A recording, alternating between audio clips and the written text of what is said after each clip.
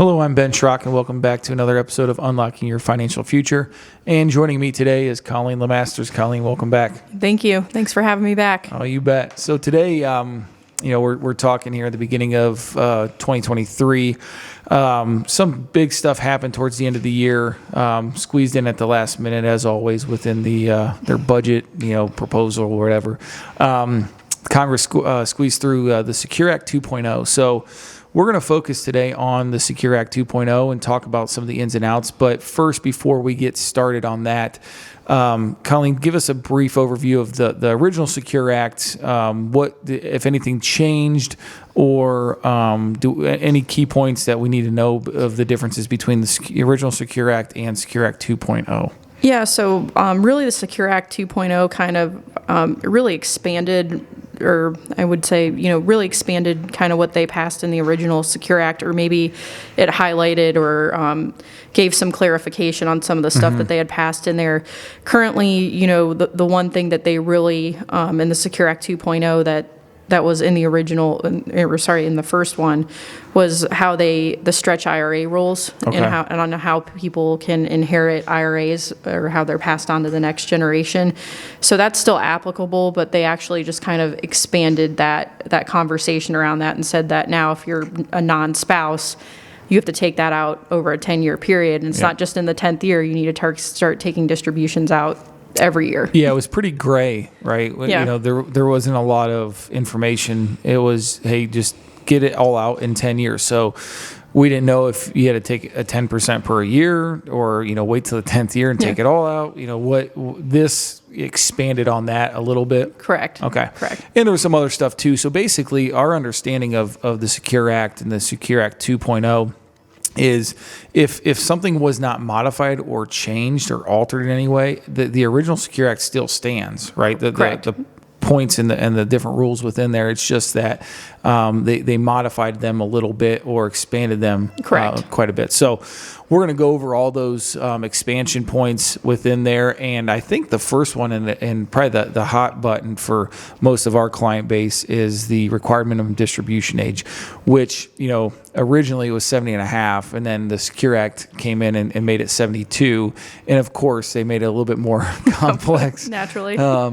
And so, Colleen, give us a brief overview of what we went from 72 to where we are today in the Secure Act 2.0. Yeah, so now with the Secure Act 2.0, required minimum distribution ages have been pushed now to age 73 or 75 starting in 2033. So it's kind of I don't know why they make it so complicated. But anyways, so for a lot of, if you are getting close to that age 72, now it's going to be 73 for you. So in other words, if you turned 72 last year in 2022, you had to take a distribution. Correct. Right? If you turn 72 this year in 2023, you do not. Correct. Your first year is next year, 2024. Correct. Okay. And then if you turn 75 in 2033, then that's your new age, your new required minimum distribution age, which is... which only makes sense why they added the next point, right? If you missed your RMD, correct. There was always a penalty. What changed there now? Yeah, so it used to be a 50% penalty on that side, and now it's dropped to 25%. Okay. So they're kind of cutting that in half. So it's not as drastic if you do. I mean, it's still drastic, but it's not as drastic if you do miss a required minimum distribution on that side. Kind of set us up to say you're probably going to miss it because the laws are pretty complicated now. So we know you're going to miss it. So here we're going to lessen the penalty. Maybe on that. they'll make a Secure Act 2 or 3.0, maybe. On that side. I hope not. I'm done with these changes. Yeah. I mean, I think it definitely gives people an opportunity, though, to continue to do Roth conversions. Yeah. It gives them another year or even couple years to continue to do that. Sure. Yeah, and I think that hits the nail on the head, right? We originally were looking at people that if they're 65 retirement, we have maybe, and they have a tax issue with their IRAs, which we've talked about in previous episodes. We have X amount of years to start converting out of that IRA into the Roth if it made sense for that situation. Now you got excited. Okay, now we have potentially 2 more years, right, at 72. Correct. Now with Secure Act 2.0, we might have another year, 8 years, or even further, going all the way out to 75 potentially. So there is definitely some opportunities there for people that may have too much money, or what we put in parentheses, too much money.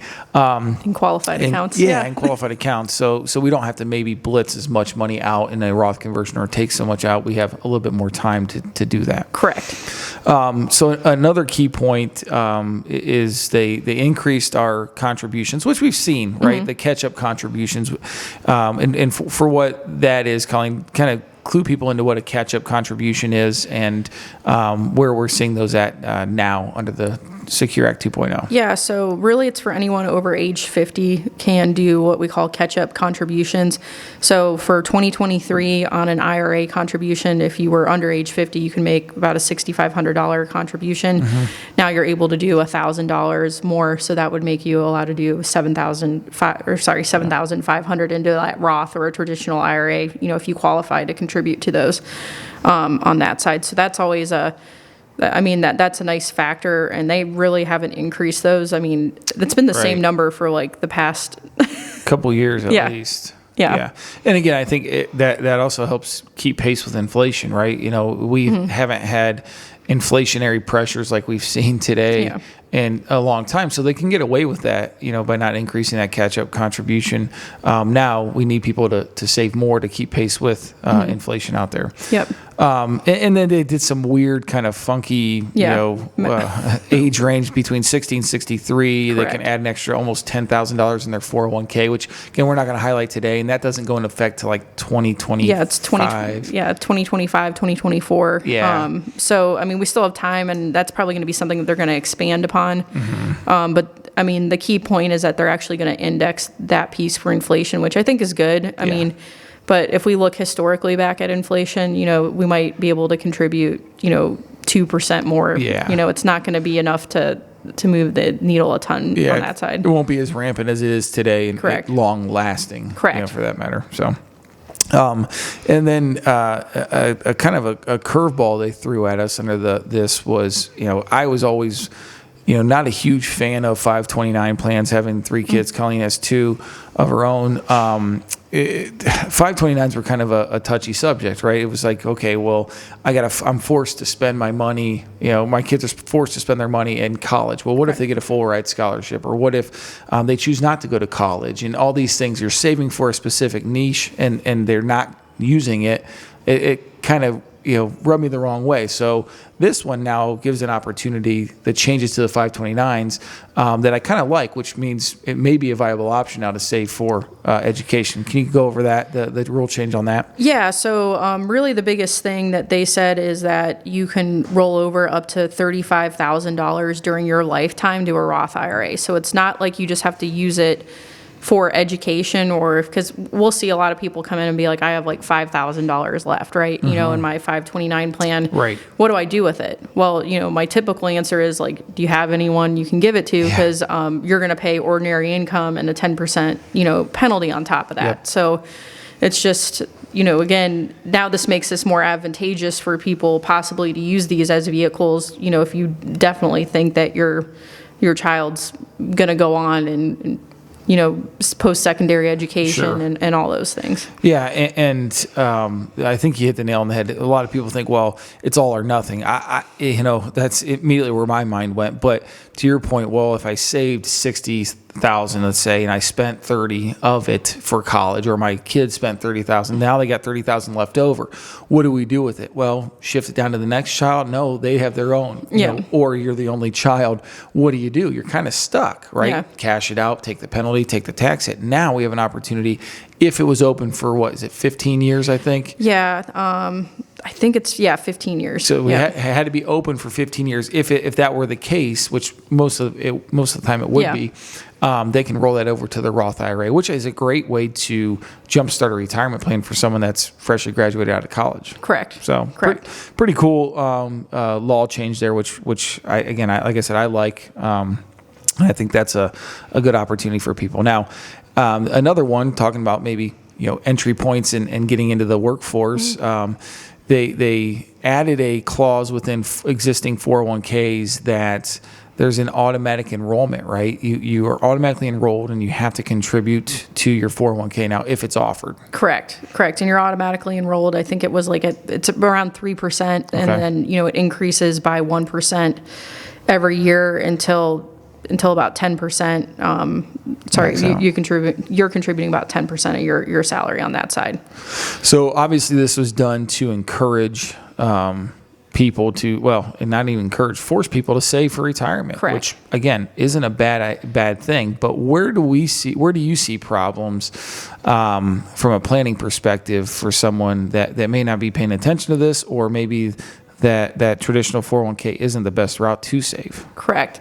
I mean, the biggest areas is like if you work for like maybe an employer that never matches or throws in a match, and then you're automatically, increasing your contribution on that side. Maybe you were doing something outside of the 401k platform, like maybe you were saving in a brokerage account, maybe you were doing like your own Roth, or traditional IRA contributions, and you didn't want to participate in the plan. Now you're going to automatically be enrolled on that side. Yeah, and what if, we talk about all the time having, too much money, again in the air quotes, too much money in a pre-tax account. Well, if this thing is automatic and we're not going in Correct. and adjusting this on a regular basis, we're automatically saving money pre-tax and adding fuel to that fire, right? Correct. Immediately in my mind I go, how do we work out the logistics of this, right? How do these institutions automatically enroll people into this plan? Is it automatic enrollment and pre-tax? Can we opt in and out every year? Do we have a window to do that? Yeah. Again, I don't have that answer. I don't know if you know the answer or not. I haven't seen that. No, and I mean, it doesn't start until 2025, so I guarantee we'll see it December 2024. There'll be a clarification on that side. Yeah, because I would have to imagine that people would have to have the opportunity to opt out of that. Correct. Or, add more to that. Instead of the 3, maybe they do 5 and keep putting in an extra 1% in there. So I don't know. It's something that sounds good on paper, but when you dive in a little bit deeper, you wonder how you can work it out, the logistics of it, and Correct. does it make sense for every single person? Correct. Right? I don't know. That one's, I guess case by case scenario, but I like the thought process behind it. Correct. Now, you being, we're kind of just going right down this list. There's 16 different key items we want to get across. We're not going to go over all 16, but and obviously if people have questions on this, you can reach out to us and we'd be happy to discuss that further. But you being the student loan guru here in our office, Colleen, there was an interesting change to the Secure Act 2.0. Or introduction. It wasn't really a change with student loan payment, and it was something along the lines of the employers can now set aside money for student loan payments. Is that correct? Yeah. So it's kind of the way that within a 401k or 403b plan, if the employer is contributing on that side. They can count that payment as like their elective deferral. So that way they're still getting the match inside that plan. So the match, let's just paint the picture. You put in 3%, employer matches 3%. You can tell the employer to take that 3% and throw it at my student loans? Yeah, so the way that, I've read that it works is like essentially like you would have to show, and again, this is more of like the logistics thing, like how is this going to pan out?